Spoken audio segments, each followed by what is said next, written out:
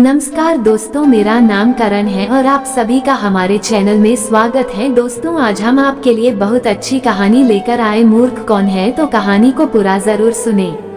मूर्ख कौन। किसी गांव में एक सेठ रहता था।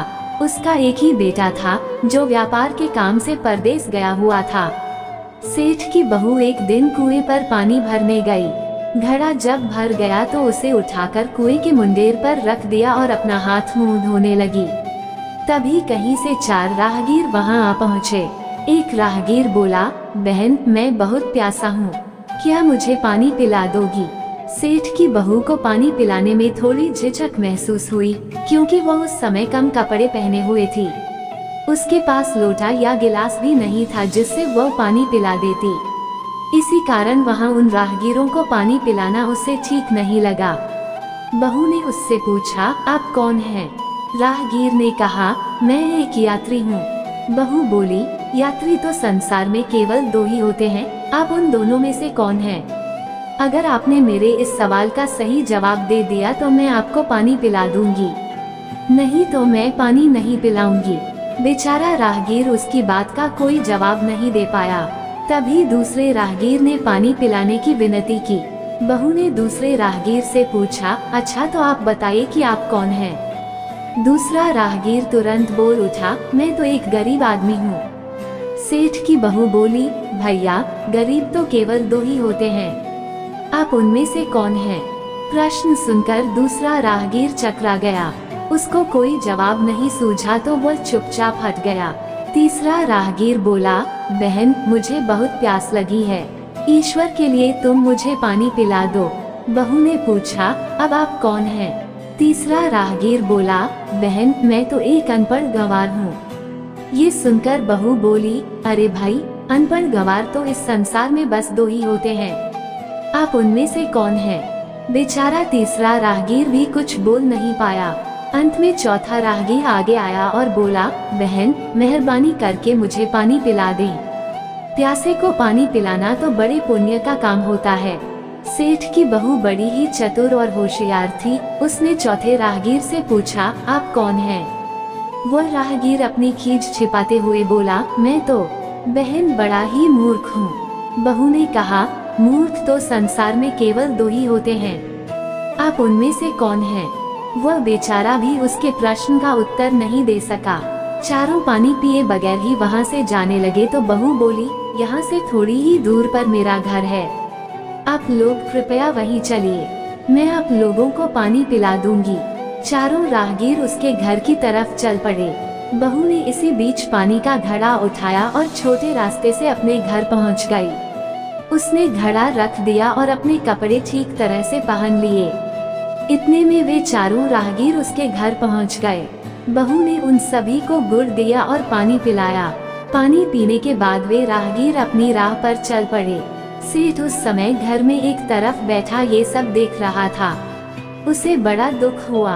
वह सोचने लगा, इसका पति तो व्यापार करने के लिए परदेश गया है और यह उसकी गैरहाजिरी में पराये मर्दों को घर बुलाती है, उनके साथ हंसती बोलती है। इसे तो मेरा भी लिहाज नहीं है। ये सब देख अगर मैं चुप रह गया तो आगे से इसकी हिम्मत और बढ़ जाएगी। मेरे सामने इसे किसी से बोलते बतियाते शर्म नहीं आती तो मेरे पीछे न जाने क्या क्या करती होगी। फिर एक बात ये भी है कि बीमारी कोई अपने आप ठीक नहीं होती, उसके लिए वैद्य के पास जाना पड़ता है। क्यों न इसका फैसला राजा पर ही छोड़ दूं। यही सोचता वह सीधा राजा के पास जा पहुंचा और अपनी परेशानी बताई। सेठ की सारी बातें सुनकर राजा ने उसी वक्त बहू को बुलाने के लिए सिपाही बुलवा भेजे और उनसे कहा, तुरंत सेठ की बहू को राजसभा में उपस्थित किया जाए। राजा के सिपाहियों को अपने घर पर आया देख उस सेठ की पत्नी ने अपनी बहू से पूछा, क्या बात है बहू रानी, क्या तुम्हारी किसी से कहा सुनी हो गई थी जो उसकी शिकायत पर राजा ने तुम्हें बुलाने के लिए सिपाही भेज दिए? बहू ने सास की चिंता को दूर करते हुए कहा, नहीं सासू माँ, मेरी किसी से कोई कहा सुनी नहीं हुई है, आप जरा भी फिक्र न करें। सास को आश्वस्त कर वह सिपाहियों से बोली, तुम पहले अपने राजा से यह पूछकर आओ कि उन्होंने मुझे किस रूप में बुलाया है, बहन, बेटी या फिर बहू के रूप में। किस रूप में मैं उनकी राजसभा में मैं आऊं? बहू की बात सुन सिपाही वापस चले गए। उन्होंने राजा को सारी बातें बताई। राजा ने तुरंत आदेश दिया कि पालकी लेकर जाओ और कहना कि उसे बहू के रूप में बुलाया गया है। सिपाहियों ने राजा की आज्ञा के अनुसार जाकर सेठ की बहू से कहा, राजा ने आपको बहू के रूप में आने के लिए पालकी भेजी है। बहू उसी समय पालकी में बैठकर राजसभा में जा पहुंची। राजा ने बहू से पूछा, तुम दूसरे पुरुषों को घर क्यों बुला लाई, जबकि तुम्हारा पति घर पर नहीं है? बहू बोली, महाराज, मैंने तो केवल कर्तव्य का पालन किया। प्यासे पथिकों को पानी पिलाना कोई अपराध नहीं है, ये हर गृहिणी का कर्तव्य है। जब मैं कुएं पर पानी भरने गई थी, तब तन पर मेरे कपड़े अजनबियों के सम्मुख उपस्थित होने के अनुरूप नहीं थे। इसी कारण उन राहगीरों को कुएं पर पानी नहीं पिलाया। उन्हें बड़ी प्यास लगी थी और मैं उन्हें पानी पिलाना चाहती थी, इसलिए उनसे मैंने मुश्किल प्रश्न पूछे और जब वे उनका उत्तर नहीं दे पाए तो उन्हें घर बुला लाए। घर पहुंचकर ही उन्हें पानी पिलाना उचित था। राजा को बहू की बात ठीक लगी। राजा को उन प्रश्नों के बारे में जानने की बड़ी उत्सुकता हुई जो बहू ने चारों राहगीरों से पूछे थे। राजा ने सेठ की बहू से कहा, भला मैं भी तो सुनूं कि वे कौन से प्रश्न थे जिनका उत्तर वे लोग नहीं दे पाए। बहू ने तब वे सभी प्रश्न दोहरा दिए। बहू के प्रश्न सुन राजा और सभासद चकित रह गए। फिर राजा ने उससे कहा, तुम खुद ही इन प्रश्नों के उत्तर दो, हम अब तुमसे ये जानना चाहते हैं। बहू बोली, महाराज, मेरी दृष्टि में पहले प्रश्न का उत्तर है कि संसार में सिर्फ दो ही यात्री हैं, सूर्य और चंद्रमा। मेरे दूसरे प्रश्न का उत्तर है कि बहू और गाय इस पृथ्वी पर ऐसे दो प्राणी हैं जो गरीब हैं। अब मैं तीसरे प्रश्न का उत्तर सुनाती हूँ। महाराज, हर इंसान के साथ हमेशा अनपढ़ गंवारों की तरह जो हमेशा चलते रहते हैं वे हैं भोजन और पानी। चौथे आदमी ने कहा था कि वह मूर्ख है, और जब मैंने उससे पूछा कि मूर्ख तो दो ही होते हैं, तुम उनमें से कौन से मूर्ख हो, तो वह उत्तर नहीं दे पाया। इतना कहकर वह चुप हो गई। राजा ने बड़े आश्चर्य से पूछा, क्या तुम्हारी नजर में इस संसार में सिर्फ दो ही मूर्ख हैं? हाँ महाराज, इस घड़ी इस समय मेरी नजर में सिर्फ दो ही मूर्ख हैं।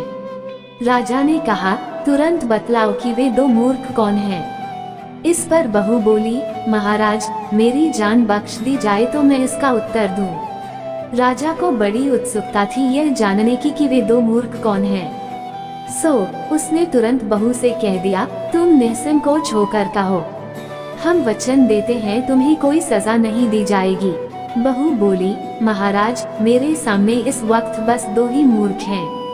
फिर अपने ससुर की ओर हाथ जोड़कर कहने लगी, पहले मूर्ख तो मेरे ससुर जी हैं जो पूरी बात जाने बिना ही अपनी बहू की शिकायत राजदरबार में की।